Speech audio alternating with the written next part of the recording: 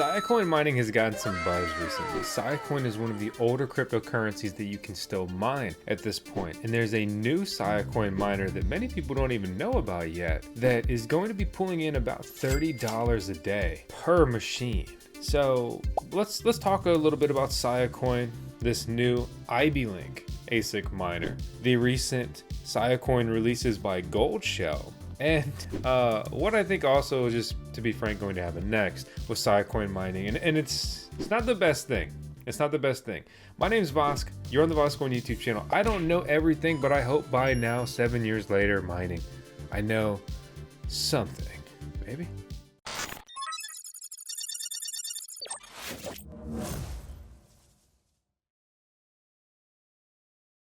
Siacoin is often overlooked. It's recently pumped in price, bringing it back up to about a $500 million valuation. Many people would describe this project as a dead one. If you're a longtime miner, you may remember all the craziness when Siacoin and their parent company were basically like, yeah, ASIC mining's terrible. They used to be merge mined with Ethereum. Then Bitmain released their ant miner, ASIC miner that mined Siacoin. We made some joke about an ant and a baby, and it was back when the VoskCoin channel was a little weirder. These days I'm focusing more on building our own major mining farm. So digging into this is fun for the video side of everything, but also it's research I want to do. I'm like, well, should I be diversifying my mining farm a little bit with some Sia miners, right? But basically the point of the quick story I'm trying to give you is they said ASIC miners are the devil. Then they went and made their own ASIC miner, but Bitmain beat them to market with their different version of an ASIC miner, and then they forked their mining algorithm so that only the Siacoin company miners, which was actually called Obelisk, technically a separate company, but it's the same people involved, let's be honest. It was honestly pretty crazy back then. It was the talk of the town, fun mining drama, I guess, if you will. Siacoin is often overlooked, I think, for the simple fact that when you look at emissions, it's not normally popping up on the charts, and then getting back towards a $500,000 valuation is simply making mining much more profitable. If we look at the coin's performance over the last year, it's solid. I mean, it's up 94%, while many other mineable cryptocurrencies and crypto in general are pretty stagnant or still trending down some. Obviously, some are doing well and some are going up, whatever. But you know, that's the gist of it. Ranked 128 by market cap currently per CoinGecko. 24-hour emissions, we don't know. So where does that leave us, right? Well, here's something that may confuse you. We just recently talked about the BMKS, and that thing is set to be a very profitable mining rig, mining Caspa. But we're going to be talking about the iBeLink BM S1 Max, but not the previous S1 Max that you may know of. Okay, so look at this device, and then we'll look at this leak, and we've confirmed this is true. I think the name was wrong in this leak, or it's going to change, or whatever.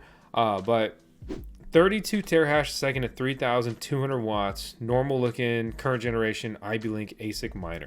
So these are custom computers, right? ASIC miners, purpose built. And we'll go to iBeLink's official website, and we'll see if this pops up. We see the BMKS Max. We see their recent mini series miners, and that's all we're gonna see. I sent them an email asking some questions, and basically they're not really doing anything until after the holiday. So I think we're going to see the official release of these at that point. Because when we look at this version of the iBeLink BM S1 Max, it has the previous stats of 12 terahash a second and 3,300 watts. But they just dropped a new Caspa miner.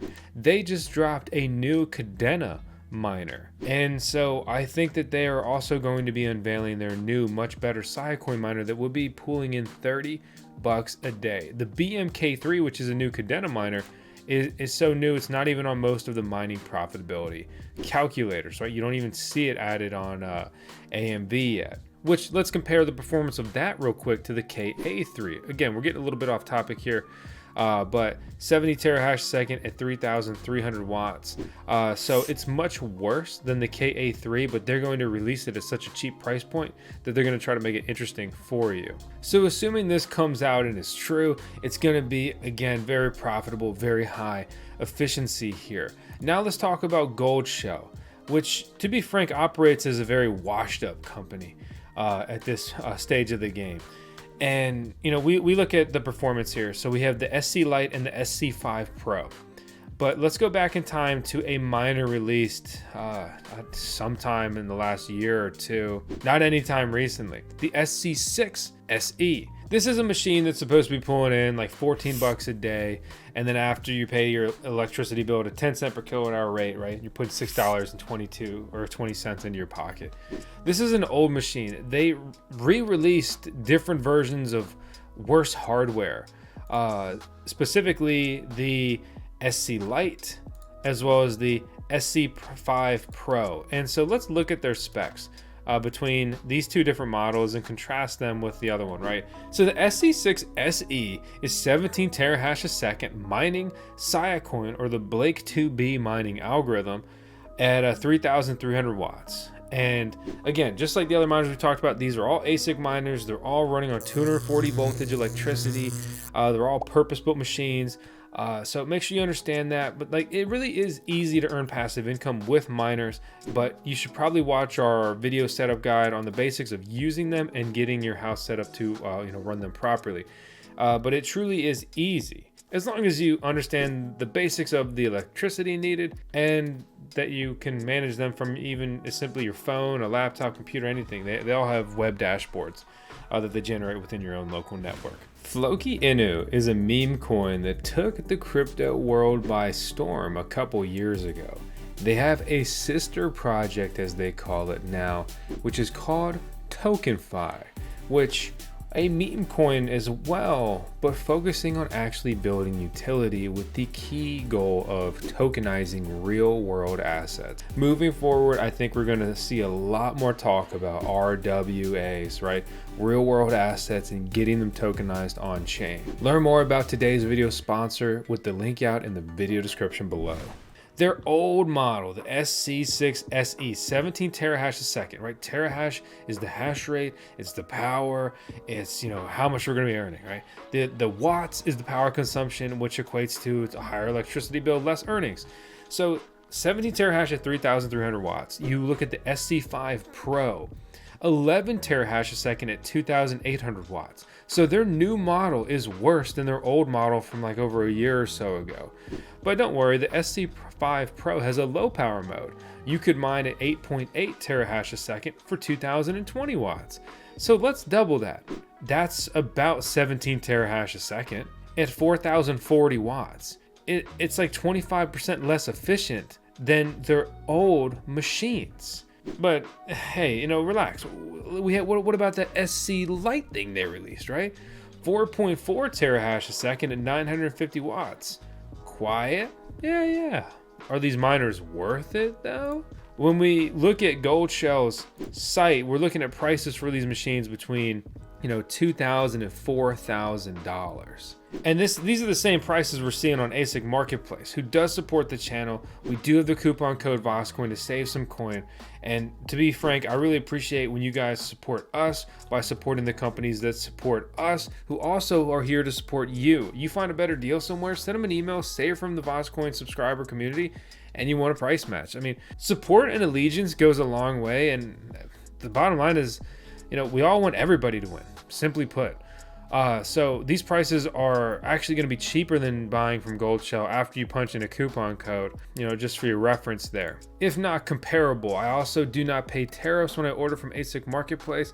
And from some of the ASIC manufacturers, I have had to pay tariffs before. But to bring it back to all the efficiency numbers we're talking about, right? 4.4 terahash a second at 950 watts for the SC Lite is 8.8 terahash a second at 1,900 watts, which means that machine is technically better set up than the SC5 Pro on the low power mode.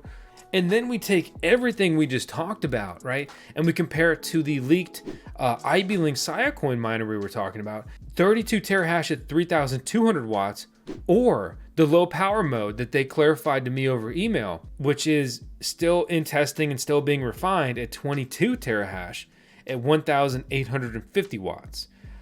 So these machines blow Goldshell out of the water. Goldshell was just showing up like, look at our new old stuff. Terrible buys, going to get blown out of the water, and it's just it's bad business. They've come to market with something much worse than they've even had before, and all they're doing is setting up anyone who's loyal to Goldshell and believes in their miners and releases the fast track to never breaking even.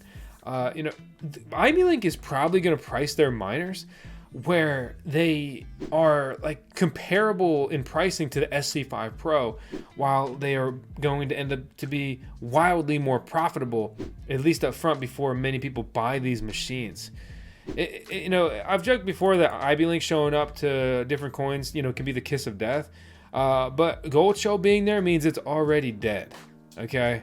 It makes you wonder, like, have they lost like a key engineer, or are they struggling to steal designs from people or something? Why has Goldshell not released anything good in quite a while? And they're even losing their niche in the little mini box miner, cool miners, like small scale decentralization aspect, because iBeLink has little miners now. Look at the BMK3 and the BMN3. It's a mini Cadena miner. It's a mini CKB miner.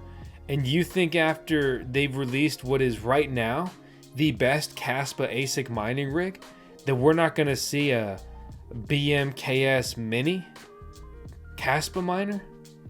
Why wouldn't they? Probably, like, it maybe blow the KS0 Pro out of the water, which has been really the best mini mining rig over the last year. And I asked Goldshell, like, what are you guys doing? And they said that, so this is paraphrasing, not leaking exactly what happened, but basically they said that more vendors are beginning to know about Kaspa and project, make miners, better decentralization, and promote the project. Yeah, that's great. That translation, Kaspa mining is going to be a race to zero. Manufacturers are going to sell shovel, hand over fist. And it's going to be a treacherous game of hopefully, realizing good returns as a miner in this front. Like, mining, like, do I want, to provide a service and all this altruistic stuff? Yes, right? I also want to make my freaking money back, because you don't end up in great spots on every single miner. Like buying a miner is not easy mode. I bought this and everything went great, and now I'm just swimming in cash and coins. If you buy the wrong miner at the wrong time for the wrong price, it doesn't end up well. Just like buying anything that may be the wrong thing to buy, especially buying it at the wrong price at the wrong time, does not end up well. So there's a big inherent risk here by buying miners, just like buying cryptocurrencies and anything else. This is interesting to see. I'm surprised we're sitting here talking about Siacoin here in 2024. Yeah, there's a reason you don't see me sitting here with a Goldshell Siacoin miner, the SC5 or SC Lite. Those miners suck. Like, they suck. I don't know how anybody went out there and bought them. I wish I made a video sooner. And I'm not trying to be mean, but like, join the VoskCoin Discord server or post a thread on VoskCoin Talk asking questions before you go out and buy stuff to see what some other knowledgeable people think, including myself, because that miner was not interesting from the beginning. And now with the news of the iBeLink miner, it only gets significantly worse. Oh, and what's that company that's been dominating altcoin ASIC mining rigs recently?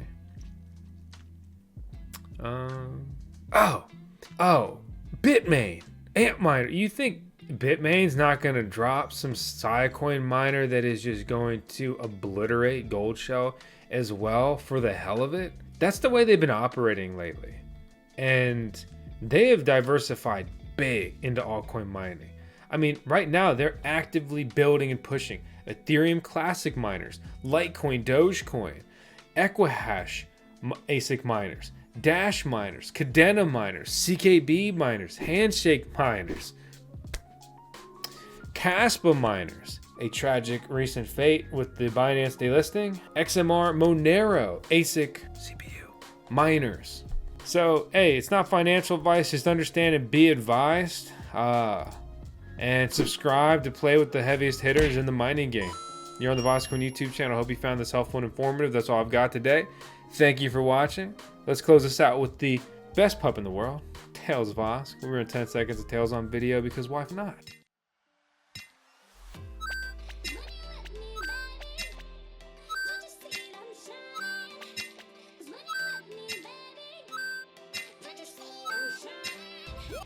you let me, baby,